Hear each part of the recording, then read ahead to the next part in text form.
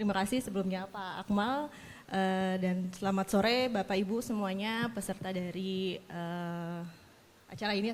Mohon maaf, Indonesia Corporate Sustainability Outlook.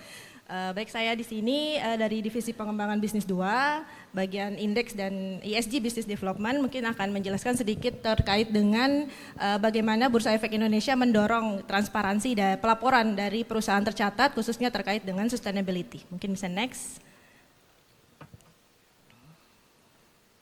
Ya Bapak Ibu, sebagai komitmen kami ya Bursa Efek Indonesia sebagai untuk mendorong ekosistem sustainability di pasar modal, kami tergabung di Sustainable Stock Exchange. Ini sebuah perkumpulan ya exchange di dunia untuk yang berkomitmen terhadap sustainability. Nah, sebagai exchange yang tergabung dalam Sustainable Stock Exchange, kami di sini diharuskan untuk memenuhi beberapa kriteria. Gitu, salah satunya adalah kriteria kita memiliki listing untuk UMKM. Sekarang kita punya papan akselerasi, lalu juga kita melakukan berbagai macam training terkait dengan ESG, lalu juga kita publish sustainability report. Jadi selain kita mengencourage perusahaan tercatat untuk mempublish sustainability report, kita juga mempublish juga sustainability report seperti itu. Lalu yang terakhir di sini yang belum kita belum kita buatkan aturannya atau kita mandatorikan, yaitu adalah Women on Boards on Mandatory Minimum Rules. Sebetulnya memang belum ada dari POJK-nya ya terkait dengan board di bursa, harus ada salah satunya adalah dari perempuan, tapi dalam 2 periode sekarang itu ada salah satu dari direktur kami yang perempuan, dan di sini sudah cukup untuk kita menjadi bagian dari Sustainable Stock Exchange. Mungkin selanjutnya. Nah, ini adalah beberapa inisiatif, mungkin kalau tadi pagi sempat mendengar salah satu rekan saya juga, Pak Aroni, yang menjelaskan inisiatif-inisiatif bursa dalam mempromosikan sustainable investing. Nah, mungkin tujuan utama kita adalah lebih banyak capital inflow yang masuk ke pasar modal Indonesia.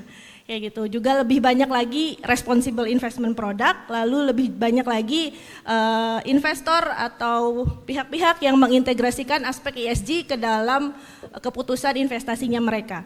Dan salah satunya adalah kita bagaimana kita memberikan ya, targetnya adalah better sustainability reporting dan data. Nah, salah satunya kita melaunching ESG metrics dan reporting. Next. Nah, jadi memang salah satu tantangan dalam investasi di produk-produk berbasis ESG adalah investor kesulitan untuk mencari data, kayak gitu ya. Mungkin teman-teman di sini kan Bapak Ibu melihat sustainability report yang halamannya itu berapa ratus halaman, nah itu susah untuk kita harus baca satu-satu gitu, susah untuk kita komparasikan gitu dengan berbagai perusahaan-perusahaan lain. Nah, dari tantangan ini kami membuat nih matrix ESG reporting. Selanjutnya, next. Nah, jadi untuk perusahaan tercatat yang tercatat di BI itu kami mempunyai single platform, yaitu pelaporan seluruh keterbukaan informasi ya secara good corporate governance, karena perusahaan tercatat itu diwajibkan untuk mengungkapkan seluruh mengungkapkan transparansi ya, mengungkapkan seluruh aspek keberlanjutannya mereka itu melalui SPI IDXnet ya kalau sekarang. Nah, jadi perusahaan tercatat dapat menginput di platform SPI IDXnet, dan itu juga platform ini terintegrasi dari bursa dengan OJK. Lalu di salah satu form kita ada namanya form E020. Nah, di situ ada beberapa matriks, ada 28 matriks. Lalu nanti form E20 ini dapat dilihat dalam bentuk PDF oleh perusahaan, oleh investor, dilihat di website bursa. Next. Nah, ini jadi sustainability matrix kita itu ada 7 matrix terkait dengan lingkungan, 12 matrix sosial, dan 9 matrix governance. Nah, kita juga memberikan panduan Bapak Ibu yang berisikan bagaimana cara mengisi dari matrix-matrix tersebut. Gitu, termasuk di dalamnya adalah bagaimana menghitung emisi scope 1, scope 2 dari berbagai macam framework ya, misalnya dari GHG protokol, dari ISO, dan juga dari GRI. Next. Nah, ini adalah list dari matrix-matrix kita. Nah, biasanya investor itu kan bingung nih, data apa sih yang kita yang bisa kita lihat ya untuk kita bisa melakukan investasi gitu ya berbasis ESG. Mungkin data-data ini ya tadi seperti greenhouse gas emission, konsumsi electricity consumption. Nah ini semua metrik-metrik yang harus diisi oleh perusahaan tercatat melalui platform SPI IDXnet. Ada 28 metrik ya Bapak Ibu. Next. Nah, bagaimana investor dapat mengakses matriks tadi ya yang sudah dilaporkan oleh emiten.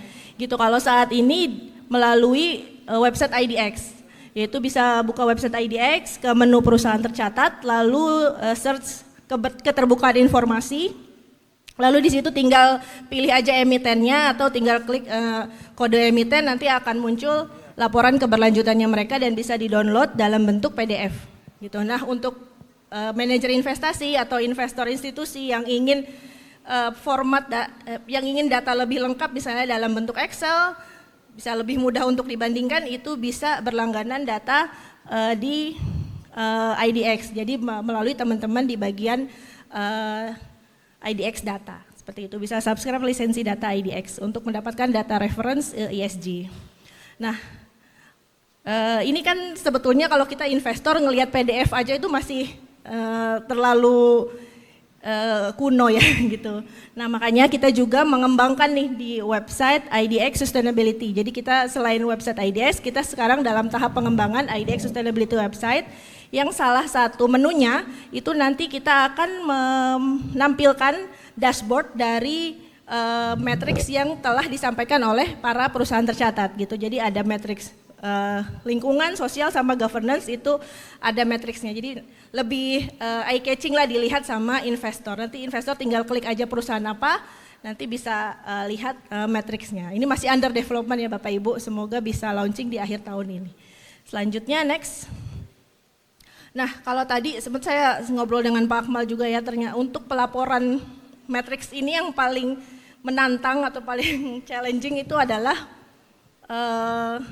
mengukur atau menghitung emisi skop 1, 2, dan 3 tadi yang seperti Bu Istini sudah jelaskan bahwa cakupan 1, 2, 3 ini diwajibkan di PSPK 1 dan 2 gitu. Nah dari Bursa Efek Indonesia kami membantu nih para perusahaan tercatat untuk bagaimana caranya menghitung emisi tersebut melalui program IDX Net Zero Incubator. Ini tahun lalu sudah diikuti oleh 229 peserta dari 117 perusahaan tercatat gitu. Kita ada 5 modul di kegiatan di pelatihan IDX Net Zero Incubator.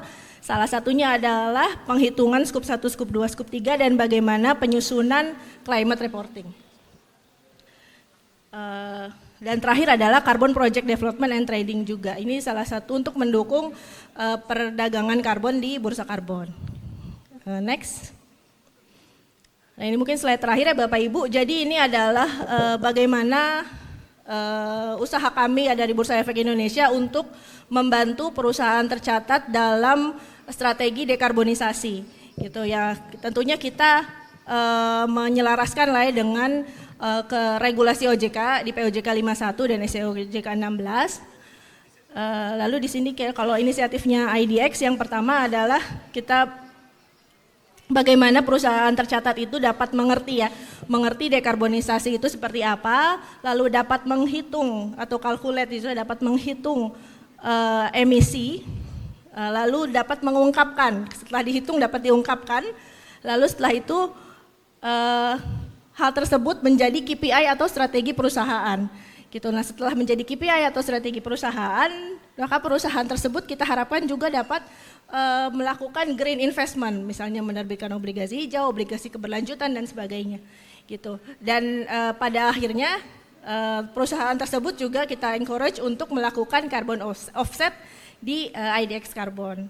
Seperti itu Bapak Ibu. Mungkin ini terakhir dari saya Pak Akmal.